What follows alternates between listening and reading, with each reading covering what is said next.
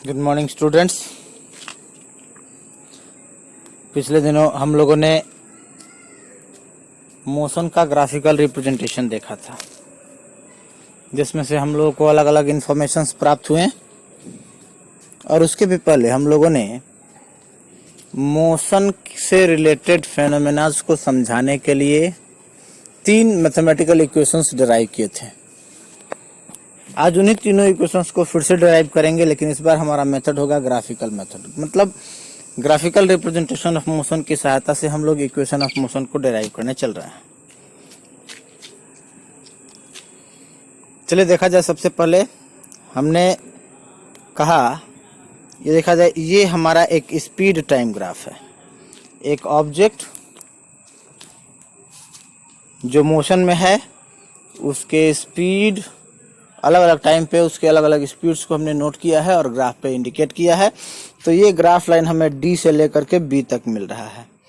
D से लेकर के बी तक हमें मिल रहा है। तो इसका मतलब कि स्पीड की शुरुआत हो रही है डी से। तो आप देख पा रहे होंगे डी के पास हमने इनिशियल वेलोसिटी यू लिख दिया है। बी पर इस मोशन की समाप्ति हो रही है तो इसके सामने फाइनल वेलोसिटी वी लिख दिया गया है।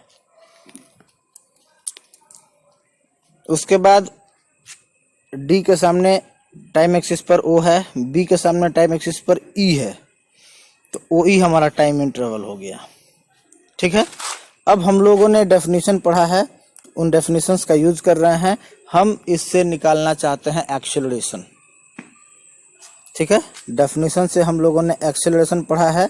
एक्सेलरेशन ये फॉर्मूला फिलहाल भूल जाइए बाबू।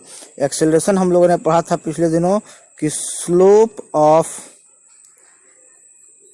Graph line, slope of graph. तो ग्राफ लाइन हमारा ये डीबी है। इसका स्लोप निकालने का फॉर्मूला भी हमने पढ़ा था बाबू, परपेंडिकुलर बाय बेस। ठीक है। इसका स्लोप निकालने का फॉर्मूला हम लोगों ने पढ़ा था बाबू, परपेंडिकुलर बाय बेस। तो आप देख पा रहे होंगे परपेंडिकुलर यहाँ है, यहीं तक सॉरी, और ये बेस यहाँ है। तो परपेंडिकुलर हो गया हमारा बी डी, बेस हो गया हमारा ये। ठीक है। देख ले जाए, ये हमारा परपेंडिकुलर हो गया बी ए और बेस हो गया हमारा डी ए। तो हमने लिखा है बी ए बटा डी ए। क्लियर। अब इस बी डी को हम लेके आ रहे हैं एक्सिस पर, तो ये आया सी डी के इक्वल। देखिए अगले बार में बी ए के जगह पे हमने केवल सी डी लिख दिया है। ओ ए ये जो है इसको हम लेके आ रहे हैं एक्सिस पर, तो ये हो गया है ओ ई के इक्वल। तो यहाँ हमने थोड़ा सा मिस्टेक हो गया है, ओ सी नहीं होगा, यहाँ पे ओ ई होगा, जो कि अगले लाइन में यहाँ पे सुधर भी गया है। ठीक है। तो ये स्टेप आप लोग समझ गए।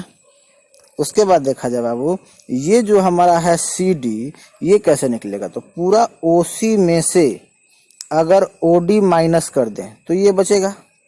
तो हमने लिख दिया, ये भी थोड़ा सा मिस्टेक हो गया है बाबू।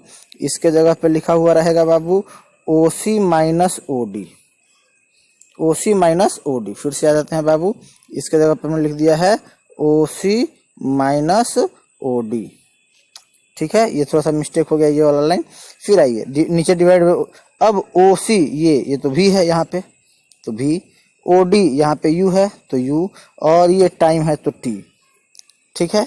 इसके बाद आते हैं बाबू, ये टी गया इधर, तो ये हो जाएगा A T is equal to V minus U. A T is equal to V minus U. अब इस u को इधर भेज देंगे तो प्लस में चला जाएगा। ये हमारा इक्वेशन मिल गया बाबू, v is equal to U plus A T. This is the first equation of motion. बड़ा आसानी से हमने ग्राफिकल रिप्रेजेंटेशन ऑफ मोशन की सहायता से फर्स्ट इक्वेशन ऑफ मोशन को भी डिराइव कर लिया। अब हम लोग बात करते हैं सेकंड इक्वेशन की। अब हम लोग बात करते हैं बाबू सेकंड इक्वेशन की। सेकंड इक्वेशन में वहीं बिल्कुल वहीं ग्राफ लाइन है, लेकिन सेकंड इक्वेशन में हम डिस्टेंस निकालने चल रहे हैं। डिस्टेंस निकालने के लिए हम लोगों ने पढ़ा था कि ग्राफ लाइन और टाइम एक्सिस के बीच का एरिया निकाल देना है। ये हो गया हमारा ग्राफ लाइन, ये हो गया हमारा टाइम एक्सिस, इन दोनों के बीच का ये एरिया। तो इसमें यहाँ पर एक रेक्टेंगल बना हुआ है और ये एक ट्रायंगल बना हुआ है। इन दोनों के एरिया को ऐड करेंगे। रेक्टेंगल के एरिया का फॉर्मूला होता है लेंथ इंटू ब्रेड्थ। तो ये हो गया लेंथ और ये हो गया breadth, O D into O A. आप देख पा रहे होंगे उसके बाद ट्रायंगल के एरिया का फॉर्मूला 1/2 बेस इंटू हाइट, तो 1/2 बेस हो गया हमारा AC और हाइट हो गया हमारा BC। ठीक है, अब एक काम किया जाए, BC जो है ये यहाँ से पूरा यहाँ तक V है, यहाँ से यहाँ तक U है, तो डेफिनेटली ये घटाएंगे तो V माइनस U आएगा, तो BC की जगह पे हमने लिख दिया V माइनस U। बाकी OA का वैल्यू है हमारा T और OA का वैल्यू U और OD का वैल्यू T, वो हमने लिख दिया। और फिर से हमारा ये AC जो है वो T के इक्वल है, तो AC की जगह पे T, इन वैल्यूज को हम लोगों ने पुट कर दिया।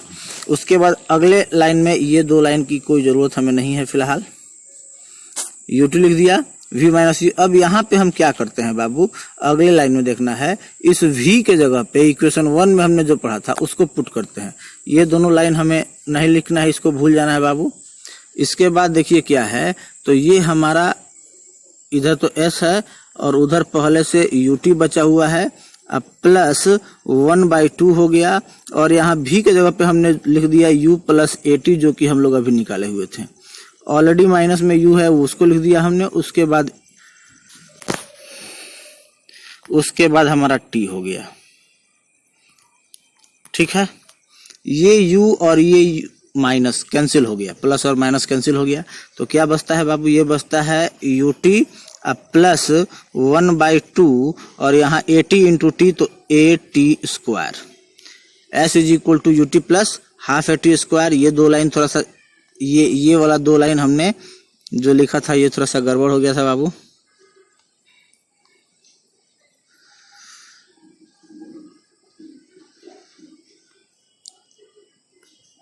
ये वाला दो लाइन गड़बड़ हो गया था, इसको अभी हम समझाया आपके सामने। ठीक है, तो इस तरीके से हम लोगों ने ये इक्वेशन नंबर दूसरा भी प्रूफ कर लिया। अब हम अगर बात करते हैं,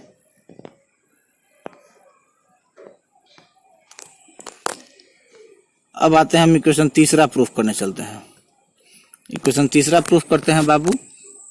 यही बात, एरिया निकालेंगे तो डिस्टेंस निकल जाएगा, लेकिन इस बार एरिया हम इस रेक्टेंगल और इस ट्रायंगल का अलग अलग नहीं ले रहे हैं। ये एक रोम्बस बना हुआ है जिसके दो साइड्स पैरेलल हैं, दो पैरेलल नहीं है, तो इस रोम्बस का एरिया हम निकाल रहे हैं। ठीक है, रोम्बस के एरिया का फॉर्मूला था 1/2 सम ऑफ पैरेलल साइड्स, तो पैरेलल साइड्स एक ये हो गया और एक ये हो गया, OD plus BE into H। OD plus BE को हमने लिख दिया V प्लस, ये OD का वैल्यू मान लीजिए कि V, ये OD U और ये U V, तो हमने V प्लस U लिख दिया, और ये इंटू H, इसका हाइट जो है ये वाला, ये टाइम हो गया। ठीक है, यहाँ पे एक और थोड़ा सा ये मिस्टेक समझ लीजिए, ये H नहीं है बाबू, इसको हम मान लेते हैं DA। ठीक है, अब यहाँ पे हमने एक थोड़ा सा चेंजिंग और किया, ये जो T है इस T का वैल्यू पुट करेंगे। कैसे, हमारे पास इक्वेशन था एक V is equal to U plus AT, तो यहाँ से ये हो जाएगा, माफ कीजिएगा यहाँ से लिखते हैं बाबू, ये V is equal to U plus AT एक इक्वेशन था, यहाँ से V माइनस U बराबर AT हो जाएगा। उसके बाद T बराबर यहाँ से हो जाएगा V minus U upon A। ये जो वैल्यूज है इस वैल्यू को हमने T के जगह पे रखा। ये देखते हैं कैसे, V minus U by A, ये वाला वैल्यू हमने T के जगह पे रखा है। देख लीजिए, यहाँ पे इस T के जगह पे हमने V minus U by A यहाँ पे रख दिया है। क्लियर। अब आइए, ये V प्लस U और ये V माइनस U, ये हो जाएगा V square minus U square. ये लाइन थोड़ा सा ऐसे है, V square minus U square, और डिवाइड बाय नीचे यहाँ पे 2 है और यहाँ पे A है, तो नीचे हो जाएगा 2A। अब ये 2A जाके मल्टीप्लाई करेगा तो 2AS, ये लाइन जो है वो 2AS is equal to V square minus U square. ऐसा भी लिख सकते हैं, या फिर ऐसा भी लिख सकते हैं, V square is equal to U square plus 2AS। Clear. तो इस तरीके से हम लोगों ने ग्राफिकल मेथड से भी इक्वेशंस ऑफ मोशन को प्रूफ कर लिया। बाबू थोड़ी बहुत बातें और हैं, एक और वीडियो लेक्चर मिलेगा आपको और ये चैप्टर समाप्त हो जाएगा। आप क्वेश्चन बनाइए, न्यूमेरिकल्स बनाइए, और जो भी प्रॉब्लम्स आते हैं वो आप मुझे पर्सनल नंबर पे व्हाट्सएप कीजिए। उन प्रॉब्लम्स का समाधान आपको किया जाएगा जो जूम ऐप पे क्लास चलता है उस पे। धन्यवाद।